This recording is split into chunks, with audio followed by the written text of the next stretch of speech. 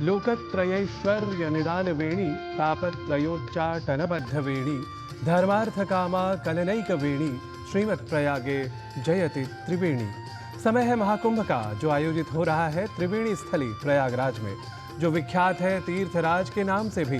तो आज सुप्रभात की बेला में इसी त्रिवेणी स्थली की महिमा को आपके समक्ष रखती हमारी आरंभिक प्रस्तुतियों के साथ उपस्थित हूं मैं नारायण दत्त मिश्र। भारतीय संस्कृति और ज्ञान परंपरा पर आधारित हमारे कार्यक्रम सुप्रभातम में आप सभी का स्वागत है। स्वीकारें हमारा अभिनंदन, अभिवंदन और अभिवादन।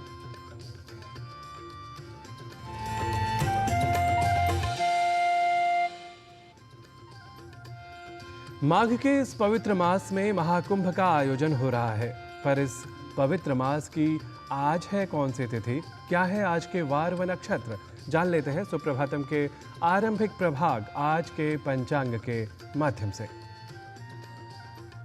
आज का पंचांग युगाब्द 5126, विक्रम संवत 2081, शक संवत 1946, उत्तरायण, माघ मास, कृष्ण पक्ष, चतुर्दशी तिथि, मंगलवार, पूर्वाषाढ़ा नक्षत्र। आज का दिन सभी के लिए मंगलमय हो। निमज्ज धुन्मज्ज मनुष्य वेणी त्रयोदयो भाग्य विवेक वेणी विमुक्त जन्मा विभवैक वेणी श्रीमत् प्रयागे जयति त्रिवेणी। तो माघ मास और त्रिवेणी स्थले अर्थात प्रयागराज में निमज्जन अर्थात स्नान की प्रशस्ति हमें संस्कृत वाङ्मय में अनेकत्र प्राप्त हुआ करती है। हमारे कार्यक्रम सुप्रभातम में हमारी अगली प्रस्तुति अर्थात आज के श्लोक में भी संगम स्थली और त्रिवेणी नामों से विख्यात तीर्थराज प्रयागराज और माघ मासिक स्नान की महत्ता प्रतिपादित की गई है। आइए इसे हिंदी अर्थ के साथ समझते हैं। सीतासिते तु यत् स्नानं माघमासे युधिष्ठिर न तेषां पुनरावृत्तिः कल्पकोटिशतैरपि।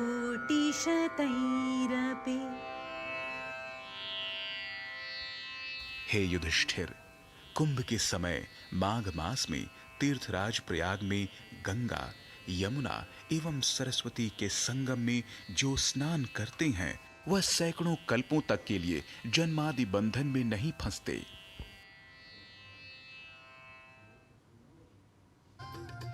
महाकुंभ समायोजन स्थल प्रयागराज के संगम तट पर भक्ति, मुक्ति और तत्व ज्ञान की चर्चा हो रही है। भक्ति और ज्ञान की ये चर्चाएं संतों द्वारा लगाए गए कई शिविरों में हो रही हैं। इन शिविरों में कहीं कथा तो कहीं हवन पूजन, कहीं आरती तो कहीं आराधना चल रही है। आइए देखते हैं भारतीय ज्ञान परंपरा में इन्हीं यज्ञानुष्ठानादियों की महत्ता को सांकेतिक रूप से प्रस्तुत करती हमारी सहयोगिनी लता वशिष्ठ की यह रिपोर्ट।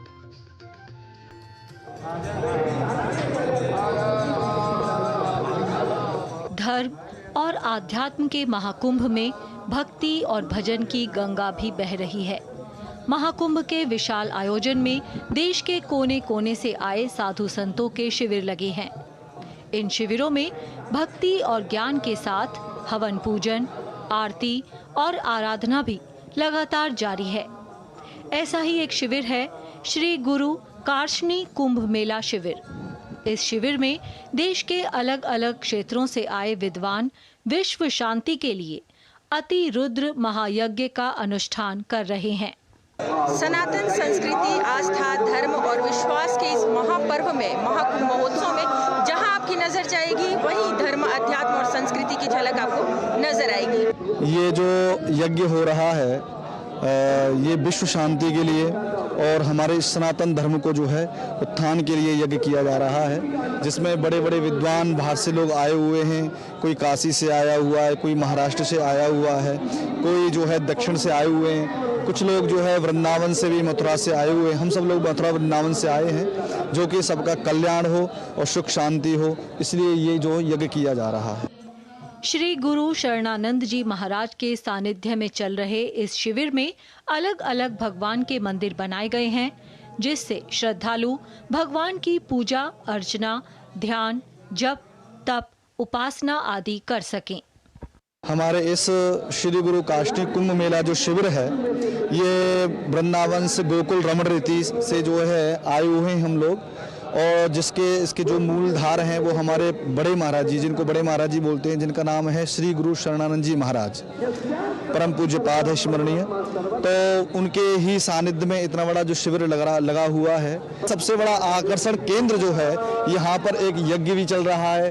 208 किलो के शालग्राम जी हैं, जो कि उनको भी सब लोग दर्शन करने आ रहे हैं, और उन्हीं के पास में शंकर जी हैं, जो प्रतिदिन रुद्राभिषेक चल रहा है, उनके भी दर्शन करने लोग आ रहे हैं। महाकुंभ में आयोजित इन शिविर के माध्यम से जहां एक ओर श्रद्धालु संतों का आशीर्वाद प्राप्त कर रहे हैं, तो वहीं सनातन संस्कृति को समझते हुए महाकुंभ में आने का लाभ भी प्राप्त कर रहे हैं। तो सनातन और संस्कृति के इस महापर्व में आप देख सकते हैं, सनातन संस्कृति की पूरी झलक है। श्रद्धालु यहाँ आ रहे हैं, इस आश्रम को भी देख रहे हैं। कैमरा पर्सन सौरभ शुक्ला के साथ मैं लता वशिष्ठ, डीडी न्यूज। और अब समय है स्वास्थ्य मंत्र की प्रस्तुति का। हम जानते ही हैं कि स्वास्थ्य के लिए पाचन का विशेष महत्व होता है।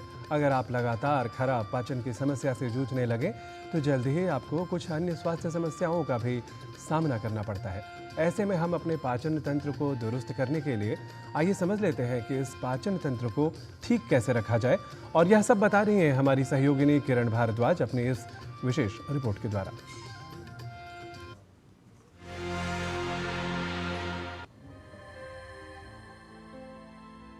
बेहतर पाचन हमारे समग्र स्वास्थ्य और पाचन तंत्र दोनों के लिए महत्वपूर्ण है। स्वस्थ पाचन तंत्र भोजन से पोषक तत्वों को अवशोषित करने में सहायता करता है और ये सुनिश्चित करता है कि शरीर को आवश्यक विटामिन, खनिज और अन्य पोषक तत्व मिलते हैं। भोजन को पोषक तत्वों में तोड़ने के लिए पाचन महत्वपूर्ण है, जिसका उपयोग शरीर ऊर्जा, विकास और कोशिकाओं के निर्माण के लिए करता है। रक्त द्वारा उन्हें अवशोषित करने और पूरे शरीर की कोशिकाओं तक ले जाने से पहले भोजन और पेय पदार्थ को पोषक तत्वों के छोटे अणुओं में बदलना चाहिए। पाचन वो प्रक्रिया है जिसमें भोजन को यंत्रिकीय और रासायनिक रूप में छोटे छोटे घटकों में विभाजित कर दिया जाता है, जिससे रक्त धारा में अवशोषित किया जा सके। पाचन एक प्रकार की अपचय क्रिया है, जिसमें आहार के बड़े अणुओं को छोटे छोटे अणुओं में बदल दिया जाता है। हमारी जीवन शैली का प्रभाव हमारे पाचन पर पड़ता है। डाइजेशन हमारे खाने को छोटे छोटे पार्टिकल्स, मॉलिक्यूल में तब्दील कर देता है, जो कि एब्जॉर्प्शन के बाद हमारे शरीर में एसिमिलेट हो जाते हैं, जिससे हमें ऊर्जा मिलती है, हमारी ग्रोथ एंड डेवलपमेंट के लिए आवश्यक है और वियर एंड टीयर को रिपेयर करने के लिए। इसके अलावा डाइजेशन के जरिए हमारे शरीर में पर्याप्त मात्रा में protein, carbohydrate, fats, minerals and vitamins absorb होते हैं, जो कि हमारे शरीर की डेली मेटाबॉलिक एक्टिविटीज़ के लिए आवश्यक हैं। कई कारक हैं जो पाचन तंत्र को प्रभावित करते हैं। यदि आप वसायुक्त आहार का सेवन अधिक करते हैं, अधिक तेलीय और मसालेदार भोजन खाते हैं, रेशेदार पदार्थों का सेवन कम करते हैं, अधिक मात्रा में भोजन करते हैं, पानी व तरल पदार्थों का सेवन कम करते हैं, अधिक तनाव से ग्रस्त रहते हैं, व्यायाम नहीं करते, शारीरिक श्रम में कमी है, नींद ठीक से नहीं आती या अनियंत्रित जीवन शैली है। इसके अलावा मधुमेह या IBD, इरिटेबल बाउल डिजीज जैसा कोई रोग है तो ये भी पाचन तंत्र को प्रभावित कर सकता है और खराब पाचन के लिए जिम्मेदार हो सकता है।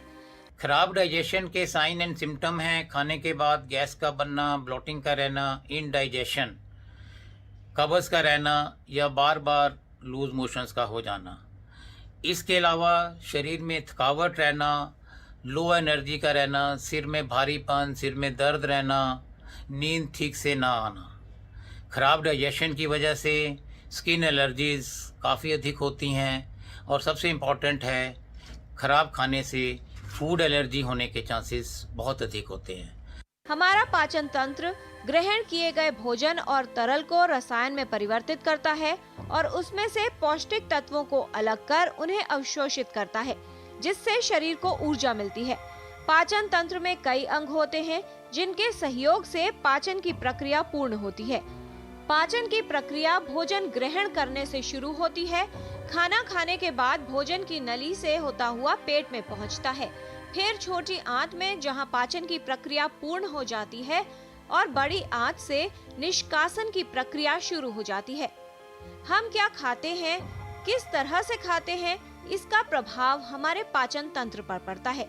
हाई फाइबर डाइट लें, जिसमें कि सीजनल फ्रूट्स एंड वेजिटेबल अधिक लें। ताज़ा घर का बना हुआ खाना खाएं, सही मात्रा में, सही समय पर, सही मन से। ज़्यादा तला हुआ, मसाले वाला, तेल वाला खाना खाने से बचें। पानी अधिक पिएं, अपने आप को हाइड्रेटेड रखें। प्रोबायोटिक जैसे कि दही का सेवन हमारे डाइजेशन के लिए अति उत्तम है।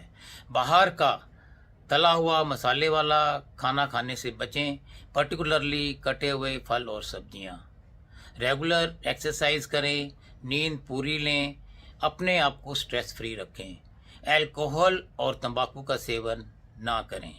यदि आप लगातार खराब पाचन की समस्या से जूझ रहे हैं तो जल्द ही आपको अन्य स्वास्थ्य समस्याओं का सामना करना पड़ सकता है। दरअसल खाने के ठीक तरह से न पचने के कारण कई स्वास्थ्य समस्याएं उत्पन्न हो सकती हैं। खराब पाचन के कारण शरीर को भोजन में मौजूद सभी पोषक तत्व नहीं मिल पाते, इसलिए लंबे समय तक खराब पाचन का शिकार लोगों में कमजोरी और कम वजन की समस्या भी हो सकती है। हमारी जीवन शैली और खान पान का पाचन पर विशेष प्रभाव पड़ता है। यदि आप पाचन समस्याओं से बचाव करना चाहते हैं और ये चाहते हैं कि आपका पाचन तंत्र मजबूत बने, तो आहार पर विशेष ध्यान दें, स्वस्थ जीवन शैली अपनाएं और पाचन तंत्र को स्वस्थ रखने के उपाय करें। किरण भारद्वाज, डीडी न्यूज।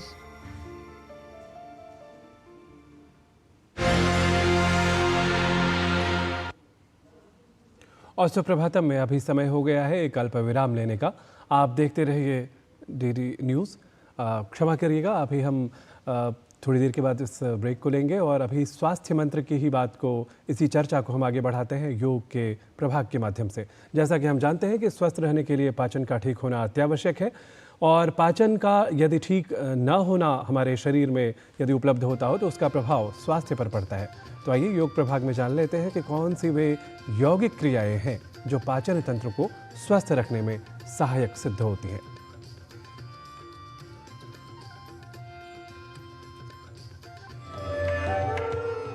आजकल का हमारा खान पान, हमारी लाइफस्टाइल ही कुछ ऐसी है कि रोज हमें कुछ ना कुछ पेट का परेशानी रहती है, जैसे कि ब्लोटिंग है, हमारे गैस्ट्रिक इश्यूज है या फिर कॉन्स्टिपेशन है। इससे रिलीफ पाने के लिए आइए आज देखते हैं कुछ ऐसे आसनास जो हमारे इस पेट की समस्या को कम करने में राहत देंगे। तो आइए जानते हैं पहला आसन, जो कि है उत्कट आसन, जिसके लिए हम पैरों के बीच में 1 फीट का डिस्टेंस लेंगे। दोनों हाथों को साइड में रखेंगे, सामने की ओर देखना है। इनहेल करते हुए दोनों हाथों को शोल्डर लेवल पे लाएंगे और साथ में एड़ियों को भी उठाएंगे। एक्सहेल करते हुए नीचे जाएंगे स्क्वाट पोजीशन में। यहाँ थोड़ी देर के लिए रुकेंगे। नॉर्मल ब्रीदिंग करना है। इनहेल करते हुए ऊपर आएंगे। यहाँ पे थोड़ी देर के लिए रुकेंगे नॉर्मल ब्रीदिंग में। एक्सहेल करते हुए हाथ और एड़ियों को साथ में नीचे लेके आएंगे। अब हम करने वाले हैं दूसरा आसन, जो है पश्चिमोत्तानासन, जिसके लिए हम बैठ जाएंगे। जिसके लिए हम दोनों हाथों को अपने चेस्ट की ओर लेके जाएंगे, पाम फेसिंग डाउन, सामने की ओर देखना है। यहाँ पे हम इनहेल करेंगे जगह पे और एक्सहेल करते हुए सामने की ओर जाएंगे। सामने की ओर जब हम जाते हैं तो हम अपने दोनों हाथों से अपने अंगूठों को पकड़ेंगे और फिर धीरे से नीचे बेंड होना है। यहाँ तक बेंड होना है जहाँ तक हम अपने फोरहेड को नीज पे टच कर पाए, उतना बेंड होना है।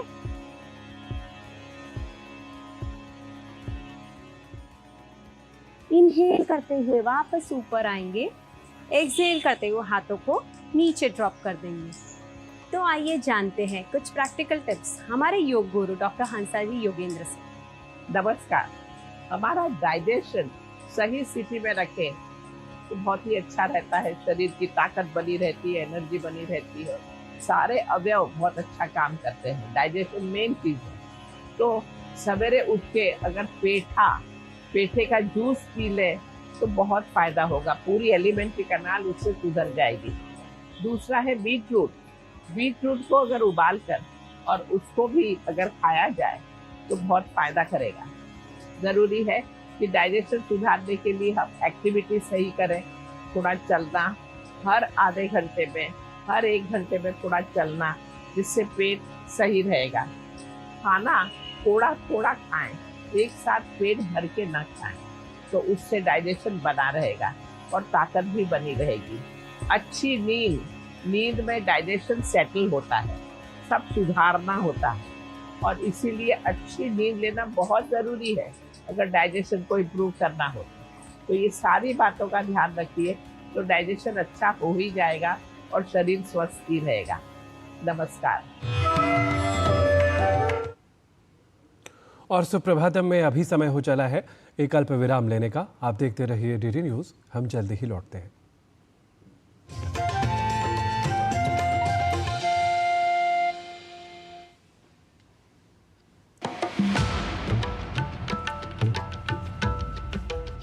कुंभ पर्व का विश्लेषण करने पर ज्ञात होता है कि यह पर्व प्रकृति एवं जीव तत्वों में सामंजस्य एवं संतुलन स्थापित कर उनमें जीवनदायी शक्तियों को समाविष्ट करने का उपक्रम भी है। प्रकृति ही जीवन व मृत्यु का आधार है। ऐसे में प्रकृति से सामंजस्य अति आवश्यक हो जाता है। कहा भी गया है, यद पिंडे तद ब्रह्मांडे, अर्थात जो शरीर में है वही ब्रह्मांड में है।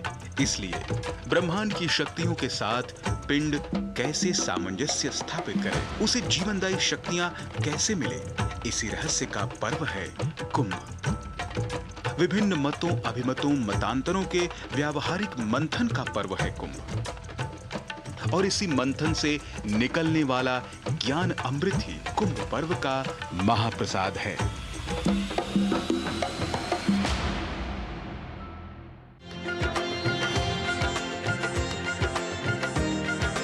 भारत के ऐतिहासिक मानचित्र पर प्रयागराज एक ऐसा प्रकाश स्तंभ है जिसकी रोशनी कभी भी धूमिल नहीं हो सकती। ऐसा माना जाता है कि 4 वेदों की प्राप्ति के पश्चात ब्रह्मा ने यहीं पर यज्ञ किया था, इसलिए सृष्टि की प्रथम यज्ञ स्थली होने के कारण इसे प्रयाग कहा गया।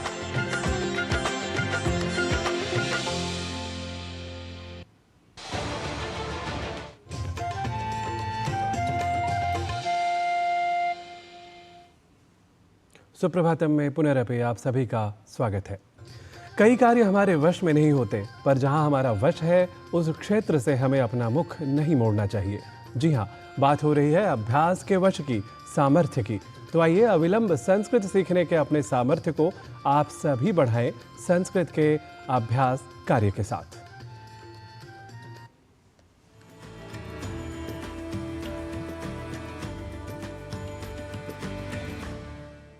नमो नमः मित्राणि। संस्कृत पाठशालायाः एतस्यां कक्षायां भवतां सर्वेषामपि स्वागतम्। मम नाम गवीशः। संस्कृत की पाठशाला में आज हम आपको कुछ वाक्य सिखाएंगे जिनके प्रयोग से आप संस्कृत संभाषण के क्रम में आगे बढ़ सकेंगे। परीक्षा से जुड़ी बात हो और यदि पूछना हो परीक्षा कब होगी, कुछ पता चला, तो इसके लिए संस्कृत में कहेंगे परीक्षा कदा भवेत् इति ज्ञातम किम। परीक्षा कदा भवेत् इति ज्ञातम किम। क्या एडमिट कार्ड ले लिया? यदि यह वाक्य हो तो संस्कृत में कहेंगे प्रवेश पत्रम स्वीकृतम किम। प्रवेश पत्रम स्वीकृतम किम। एडमिट कार्ड के लिए प्रवेश पत्रम। यदि वाक्य बनाना हो क्या परीक्षा पोस्टपोन हो गई, तो संस्कृत में कहेंगे परीक्षा अग्रे सारिता किम। परीक्षा अग्रे सारिता किम। यदि वाक्य हो परीक्षा की समय सारिणी आई, तो कहेंगे किम परीक्षायाः समय सारिणी आगता। किम परीक्षायाः समय सारिणी आगता। परीक्षा कैसी रही? यदि यह वाक्य हो तो संस्कृत में पूछेंगे परीक्षा कथम आसीत्। परीक्षा कथम आसीत्। प्रश्न पत्र जरा कठिन था। यदि यह वाक्य हो तो कहेंगे प्रश्न पत्रम किंचित कठिनम आसीत्। प्रश्नपत्रम किंचित कठिनम आसीत्। मेरे लिए तो बहुत ही सरल था। यदि यह वाक्य हो तो संस्कृत में बोलेंगे मम कृते तु अतीव सरलम आसीत्। मम कृते तु अतीव सरलम आसीत्। मैं फर्स्ट क्लास पास हुआ हूँ। यदि यह वाक्य हो तो संस्कृत में कहेंगे अहम प्रथम श्रेण्याम उत्तीर्णः अभवम्। अहम प्रथम श्रेण्याम उत्तीर्णः अभवम्। कल ही परिणाम आया। इसे संस्कृत में कहेंगे ह्यः एव परीक्षायाः फलितांशः प्रकाशितः। ह्यः एव परीक्षायाः फलितांशः प्रकाशितः। 2 अंकों से फर्स्ट डिवीजन रह गई। अंकद्वयेन प्रथम श्रेणी न लब्धा। अंकद्वयेन प्रथम श्रेणी न लब्धा। वैकल्पिक प्रश्न ही नहीं थे। प्रश्नेषु विकल्पः एव न आसीत्। प्रश्नेषु विकल्पः एव न आसीत्। क्या रवि पास हुआ? किम रविः उत्तीर्णः जातः? किम रविः उत्तीर्णः जातः? कह रहा था एक पेपर में रह गया। वदन् आसीत् यत् एकपत्रम् अवशिष्टम् इति। वदन् आसीत् यत् एकपत्रम् अवशिष्टम् इति। पढ़ता हूं पर कुछ भी याद नहीं रहता। यदि यह वाक्य हो तो संस्कृत में इसे कहेंगे पठामि किंतु स्मरणे किमपि न तिष्ठति।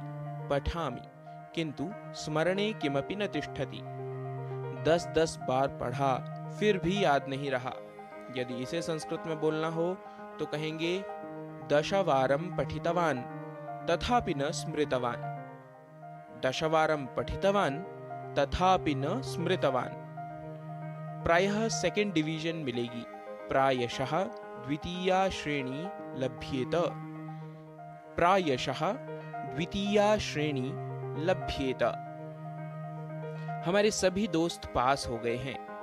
अस्माकं सर्वाणि अपि मित्राणि उत्तीर्णानि सन्ति। अस्माकं सर्वाणि अपि मित्राणि उत्तीर्णानि सन्ति। कितने % अंक हैं? प्रतिशतम कति अंकाः प्राप्ताः? प्रतिशतम कति अंकाः प्राप्ताः? मित्रों, आज के अंक में हमने कुछ वाक्यों को सीखा है। आप करते रहिए इनका अभ्यास। व्यवहार में आने वाले ऐसे ही कुछ और वाक्यों को लेकर आपके समक्ष होंगे हम उपस्थित। तब तक के लिए नमस्कार, नमो नमः।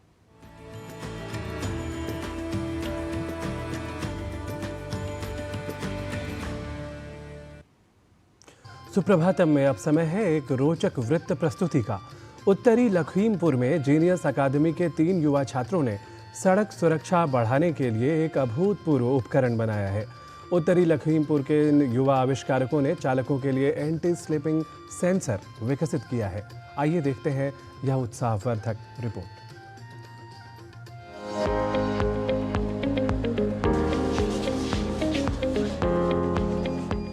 मिलिए उत्तरी लखीमपुर में जीनियस अकादमी के इन 3 युवा छात्रों से, जिन्होंने सड़क सुरक्षा बढ़ाने के लिए एक अभूतपूर्व उपकरण बनाया है।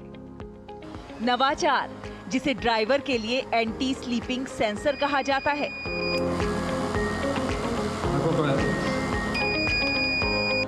अगर ये पता चलता है कि ड्राइवर सो रहा है तो वाहनों को स्वचालित रूप से रोकने में सक्षम है।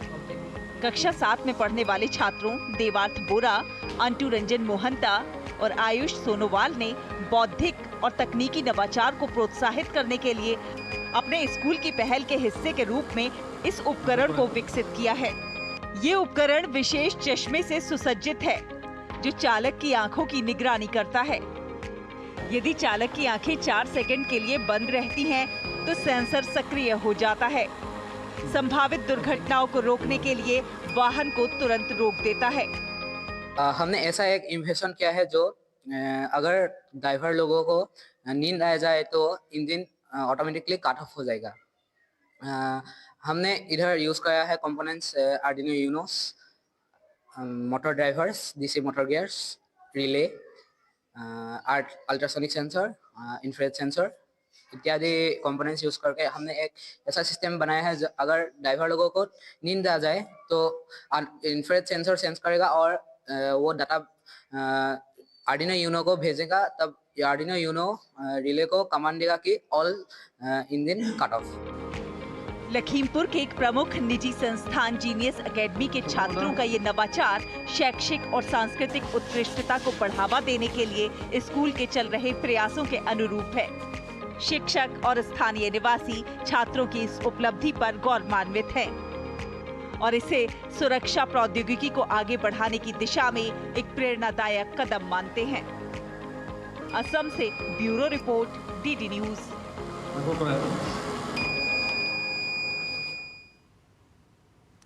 सर्वस्तरत दुर्गाणि सर्वो भद्राणि पश्यतु, सर्वः कामान् अवाप्नोतु, सर्वः सर्वत्र नंदतु। अर्थात सभी कठिनाइयों को पार करें, सभी कल्याण ही कल्याण देखें, सभी की मनोकामनाएं पूरी हों तथा सभी प्रत्येक परिस्थिति में आनंद की प्राप्ति करें। तो इसी शुभकामना के साथ सुप्रभातम के आज के अंक का हम करते हैं समापन। कल पुनः उपस्थित होंगे सुप्रभातम के नए अंक के साथ। तब तक के लिए दीजिए हमें अनुमति। नमः स्वस्ति च अस्तु सर्वेभ्यः।